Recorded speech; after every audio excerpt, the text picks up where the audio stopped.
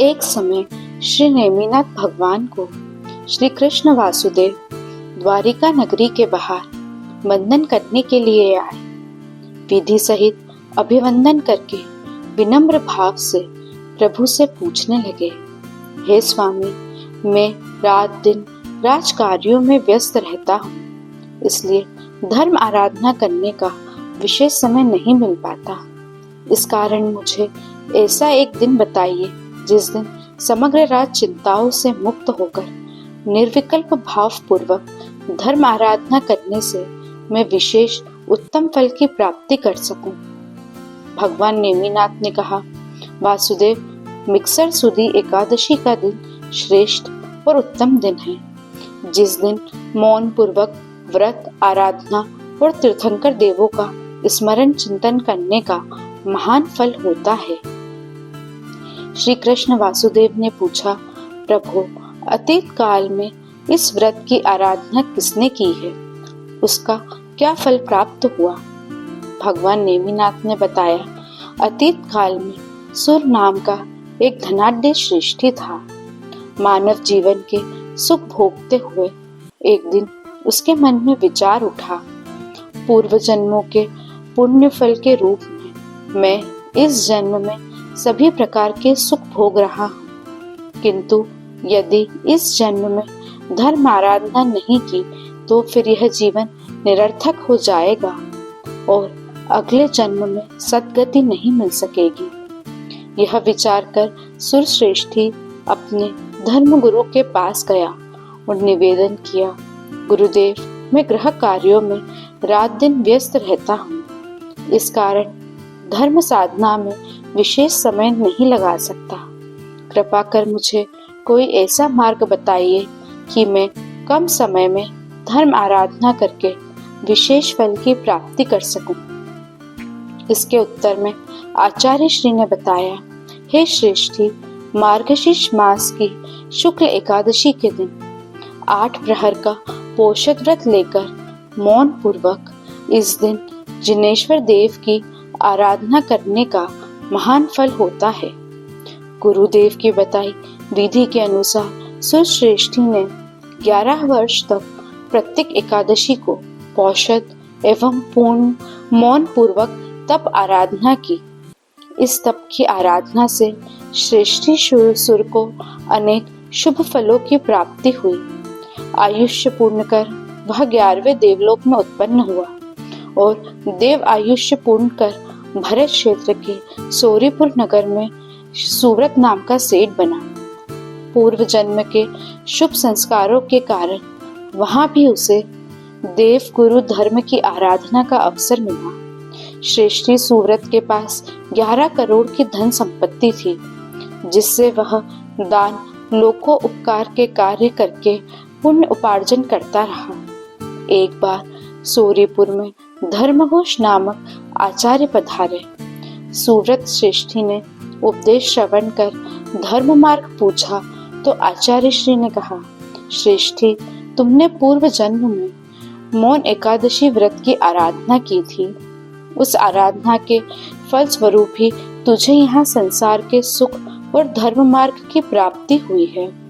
यहाँ पर भी तुम इसी एकादशी व्रत की आराधना करो। गुरुदेव के वचनों से प्रेरित होकर सेठ सुव्रत ने मौन एकादशी व्रत की आराधना प्रारंभ की। एक दिन जब वह 8 प्रहर का पोषद व्रत लेकर अपनी पोषदशाला में धर्म आराधना कर रहा था, उस रात्रि के समय 4 चोर उसके घर में घुस आए और सेठ के धन भंडार में हीरे, मोती, स्वर्ण मोहरे आदि की घटिया बांधने लगे। से अपनी धर्म आराधना में लीन था। चोर उसके सामने धन की गठरिया बांध रहे थे, परंतु देखकर भी सेठ ने धन का मोह नहीं किया और मौन भाव पूर्वक धर्म ध्यान करता रहा। सेठ की धर्म के प्रति यह अडिगता और निष्ठा अद्भुत थी। वह सोचने लगा, यह धन मेरा नहीं है, मेरा तो ज्ञान, दर्शन, चारित्र रूप धन है, जिसे कोई चुरा नहीं सकता। उसी समय घर में चोरों की आहट से नौकर चाकर जाग गए, चोरों को पकड़ लिया। रात्रि में पहरा देने वाले सिपाहियों को बुलाकर उनके हवाले कर दिया। सैनिकों ने चोरों को कारागार में बंद कर दिया और प्रातःकाल होने पर राजा के सामने पेश किया। राजा ने सेठ सुव्रत को बुलाया और पूछा, सेठ जी, क्या इन लोगों ने आपके घर में चोरी करने का प्रयास किया है?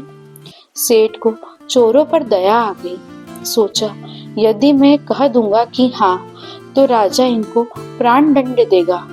मेरे कारण इन 4 प्राणियों की हत्या हो जाएगी।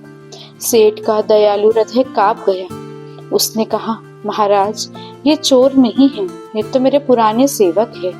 घर का सामान इधर उधर जो बिखरा पड़ा था उसे ठीक ठाक कर रहे थे।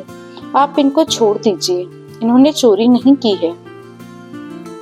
सेठ की इस करुणाशीलता और उदारता पर राजा को भी बहुत आश्चर्य हुआ।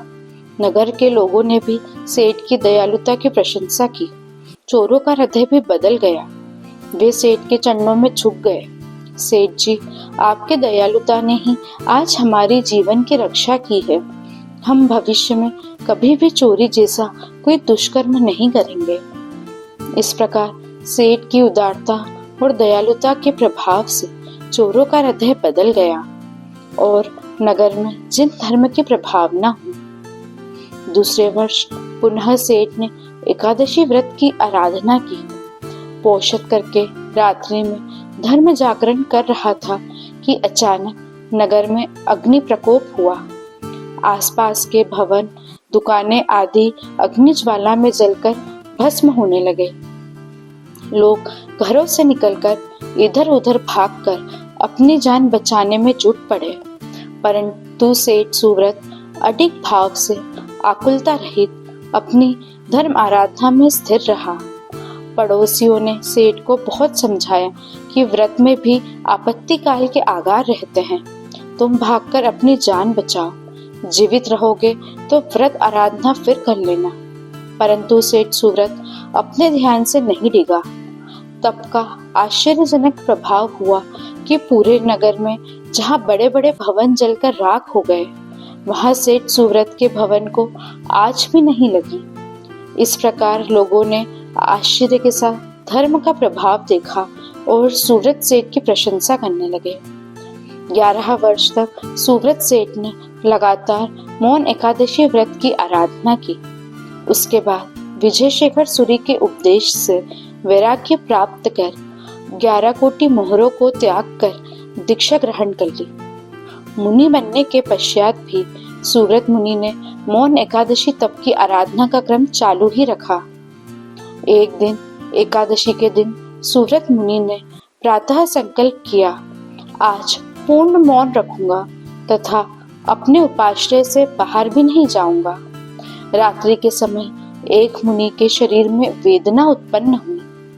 मुनि ने सुव्रत मुनि से कहा, मेरे शरीर में तीव्र वेदना हो रही है, तुम किसी श्रावक के घर जाकर मेरे लिए औषध लेकर आओ या श्रावक को कहो कि वह वैद्य को बुलाकर लाए। सुव्रत मुनि ने विचार किया, मैंने तो आज पूर्ण मौन व्रत लिया है और उपाश्रय से बाहर जाने का भी त्याग किया है, फिर कैसे अपना नियम तोड़ूं? वेदनाग्रस्त मुनि के बार बार कहने पर भी सुव्रत मुनि कुछ नहीं बोले तो मुनि को क्रोध आ गया। क्रोध में दूसरे मुनि ने सुव्रत मुनि को बहुत ही कठोर वचन बोले और अपने रजोहरण से बार बार मारने भी लगे। सुव्रत मुनि फिर भी शांत रहे, आक्रोश नहीं किया और अपने आत्मनिरीक्षण करते रहे। उच्च शुभ भावधारा में बहते हुए उन्होंने घाती कर्मों का क्षय किया और केवल ज्ञान प्राप्त कर केवली बन गए।